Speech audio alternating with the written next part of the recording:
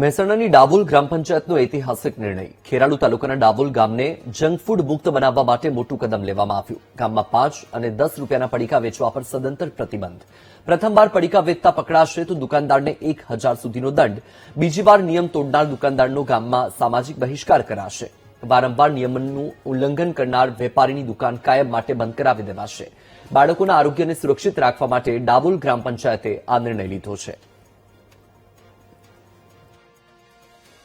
અવારનવાર સોશિયલ મીડિયાના માધ્યમથી ઘણું બધું આપણે જોતા હોઈએ છીએ કે ભાઈ જે નાના કુરકુરિયા છે, પછી જે રમકડા જેવા આઇટમો જે 5 રૂપિયા અને 10 રૂપિયામાં વેચાતી હોય છે, એમાં ઘણી બધી તકલીફો અને ઘણા બધા બાળકોનો આપણે અવારનવાર સ્વાસ્થ્ય વિશે જાણ્યું પણ છે.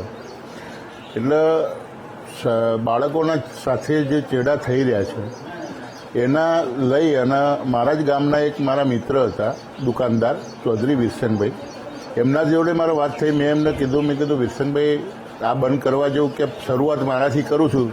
એના પછી અમારી હિંમત વધી અને ગામના દરેક દુકાનદારના મેં વાત કરી અને વોર્નિંગ સ્વરૂપે પણ કીધું છે કે ભાઈ 15મી ઓગસ્ટ સુધીમાં જેટલા દુકાનદાર જોડે જે કંઈ માલ વધ્યો છે એ બધો પૂરો કરી દેવાનો. એના પછી 15 ઓગસ્ટના રાત્રે પૂરું, 16 ઓગસ્ટથી અમારા ગામમાં 5 રૂપિયા અને 10 રૂપિયાના જે પેકેટ મળે છે એ બિલકુલ સદંતર બંધ કરેલા છે.